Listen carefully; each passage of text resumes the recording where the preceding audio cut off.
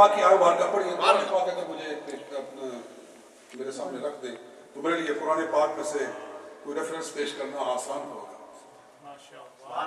عزیزو یہ ابو بکر صدیق ہے.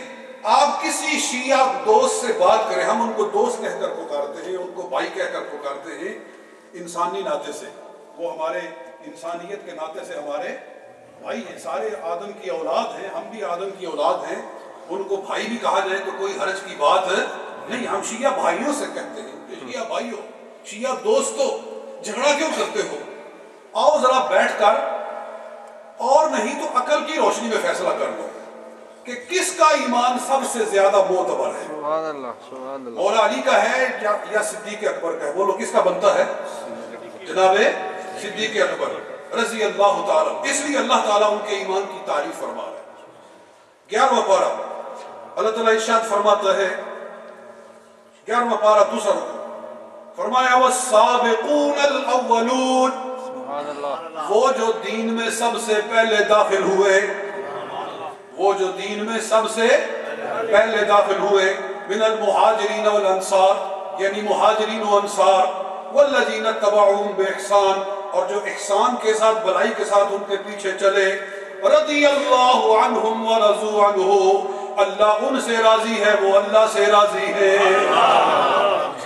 اللہ ان سے راضی ہے وہ اللہ سے راضی ہے. فرمایا وَأَعَدَّ لَهُمْ جَنَّاتٍ تَجْرِي تَحْتَهَا الْأَنْهَارُ خَالِدِينَ فِيهَا أَبَدًا.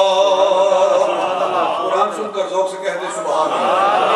قرآن سن کر سبحان اللہ کہہ دینا یہ صحابہ کی سنت ہے. سرکار قرآن پڑھتے ہیں, صحابہ سن کر کیا کہتے ہیں؟ سبحان اللہ. تو اللہ فرما رہا ہے وہ جو دین میں پہلے داخل ہوئے ان کی شان یہ ہے کہ وہ خدا سے راضی ہے, خدا ان سے راضی ہے. وَأَعَدَّ لَهُمْ جَنَّاتٍ تَجْرِي تَحْتَهَا الْأَنْهَارُ خَالِدِينَ فِيهَا أَبَدًا. اللہ نے ان کے لیے جنتی باغات تیار فرما دیے ہیں.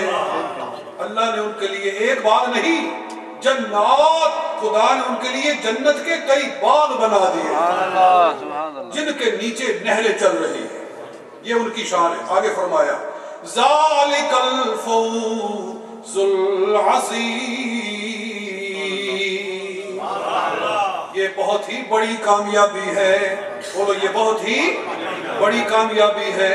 دوستان گرامی, اس آیت مبارکہ کی روشنی میں ہم سمجھ سکتے ہیں کہ ابو بکر صدیق وہ ہے جن سے راضی ہونے کا خدا اعلان فرما رہا ہے. خدا کہہ رہا ہے میں ابو بکر سے راضی ہوں.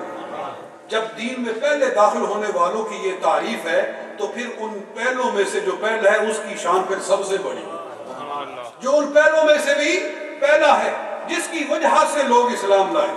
میں شیعہ لوگوں سے پوچھتا ہوں ان کی اپنی کتابوں میں کیا لکھا ہوا ہے کہ یہ 4 تو پہلے مسلمان ہوئے, اس کے بعد 7 آدمی جو اور دین میں داخل ہوئے, یعنی ان 4 کے بعد اور 7 آدمی جو دین میں سب سے پہلے داخل ہوئے, وہ کس کی کوشش سے دین میں داخل ہوئے تھے؟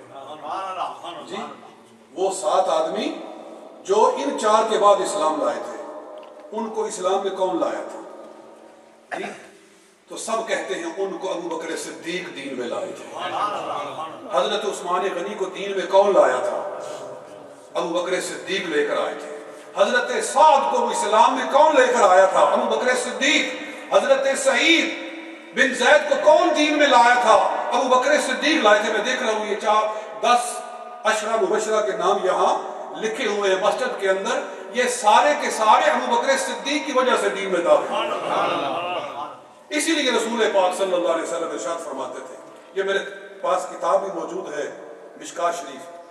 آج چونکہ اہل سنت سے بات ہو رہی ہے اس لیے میں سنی کتاب ہی اپنے سامنے رکھے ہوئے ہوں, کیونکہ شیعہ کتاب سے حوالہ دینے کی ضرورت نہیں. ماشاءاللہ سارے کے سارے اہل سنت بیٹھے ہوئے ہیں. جی, حدیث پاک ہے, نبی اکرم سید عالم نور مجسم صلی اللہ علیہ وآلہ وسلم ارشاد فرماتے ہیں,